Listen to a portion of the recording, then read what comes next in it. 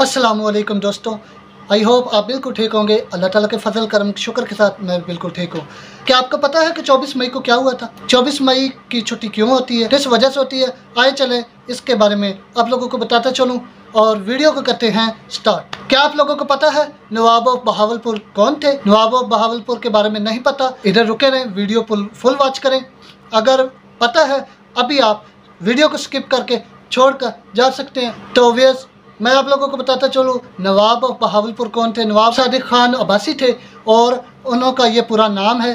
और उन्होंने यानी कि अपने वालिद की वफ़ात के बाद यानी कि जब ये 2.5-3 साल के थे नवाब बन गए थे। नवाब बने और इनकी यानी कि ये तो अभी बच्चे थे, इन्हें ज़्यादा नहीं पता था कि क्या करना है, कैसे संभालना है, क्या तरीक़ेकार हैं, ये वो सब कुछ। इनके एक बहुत ही करीबी और बहुत जानशीन एक वालिद के दोस्त थे। उन्होंने यानी कि आगे इनके सारी भाग दौड़ संभाली और सब कुछ देखा संभाला। नवाब ऑफ बहावलपुर ने भी 14 साल की उम्र में बहुत से काम सर अंजाम दिए। ये अपने एक दोस्त के पास लंदन गए और उधर इन्हें एक रॉयल रोसीज कारें 2-3 खड़ी थी, इनके दिल को भा गई। इनके दिल को इतनी अच्छी लगी कि इन्होंने एक ख़रीद ली। ख़रीद कर इन्होंने रॉयल रोसीज कार एक ख़रीद बहावलपुर में ले आए अपने पास। जब ये वहाँ थे ना तो इन्होंने इनका एक वाक़या है, बहुत दिलचस्प और मज़ेदार वाक़या है। आप लोग सुनकर यकीनन बहुत लुत्फ़अंदोज़ होंगे। उससे पहले मैं आप लोगों को बताता चलूँ कि ये पैदा कब हुए थे। 1904 में ये पैदा हुए नवाब ऑफ बहावलपुर पंजाब, ठीक है जी। और इनका जो वाक़या है बड़ा दिलचस्प है, तो आप यकीनन सुनकर लुत्फ़अंदोज़ होंगे। तो आइए चलें सुनते हैं मेरे ज़बानी जी। नवाब ऑफ बहावलपुर का जो दिलचस्प वाक़या है वो ये है कि एक दफ़ा ये लंदन की एक स्ट्रीट में से गुज़र रहे थे, गली में से गुज़र रहे थे। एक गली में शोरूम था रॉयल रोसीज कारों का, ठीक है। तब के वक़्त में कारें भी लग्जरी हुआ करती थी। उस ज़माने के हिसाब से, उस ज़माने के हिसाब से जो मॉडल हुआ करता रॉयल रोसीज का, बहुत लग्जरी कार हुआ करती थी उस ज़माने में। वो अब के लिहाज से देखा जाए तो करोड़ों में थी उनकी मालियत। तो ये नवाब बहावलपुर यानी कि चले गए उस शोरूम के अंदर। आम जैसे कि हम आम इंसान चलते फिरते हैं वो वैसे ही थे उस वक़्त। कोई इन्होंने शाना बिशाना या इन्होंने कोई ऐसा कोई हुलिया नहीं बना रखा था कि ये नवाब ऑफ बहावलपुर यानी कि लगे। अच्छा, तो किस्सा मुख्तसर ये उधर चले गए शोरूम के अंदर और इन्हें यानी कि किसी ने नहीं पहचाना कि ये बहावलपुर के नवाब हैं, ठीक है ना।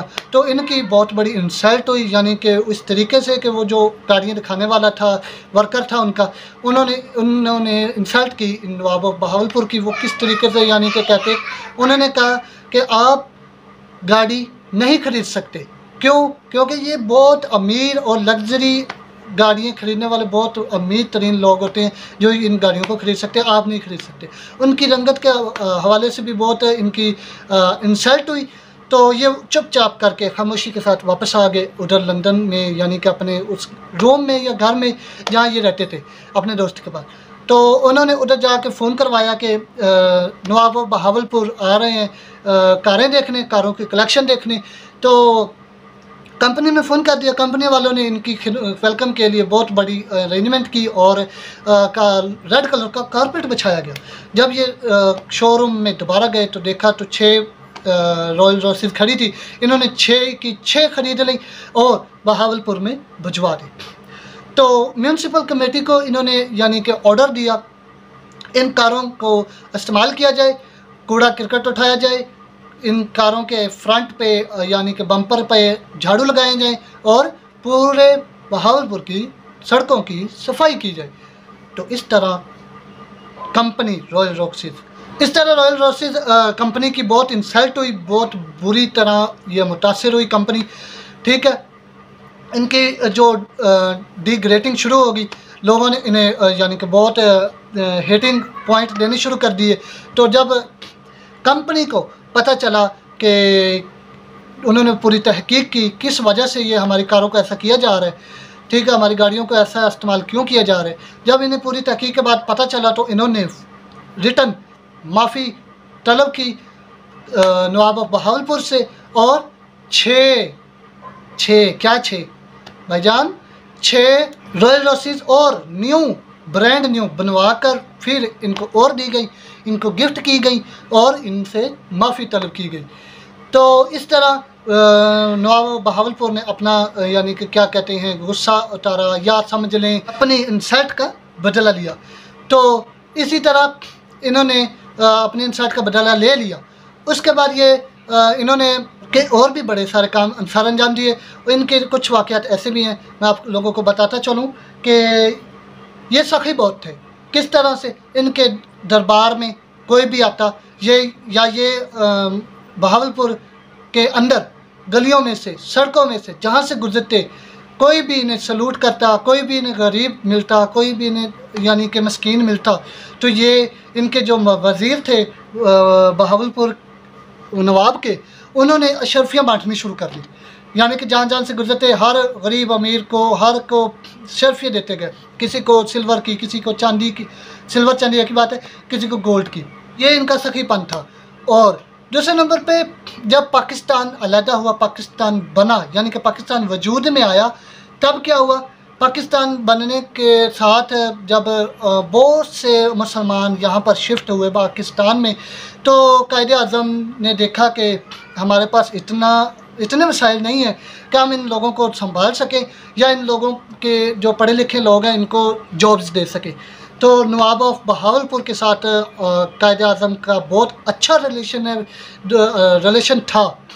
ठीक है, तो नवाब बहावलपुर को दरख्वास्त पेश की कायदे आज़म ने कि मेहरबानी फरमाकर इन्हें जॉब्स के लिए यानी कि सरकारी जॉब्स के दी जाएं और इनको पैसे दिए जाएं और इनकी तनख्वाहें दी जाएं। और जो यानी कि पाकिस्तान में हिजरत करके आए हैं लोग, इन्हें भी यानी कि संभाला जाए किसी न किसी तरीके से। तो इसमें भी बहुत रोल प्ले किया नवाब बहावलपुर ने, रोल मॉडल बने।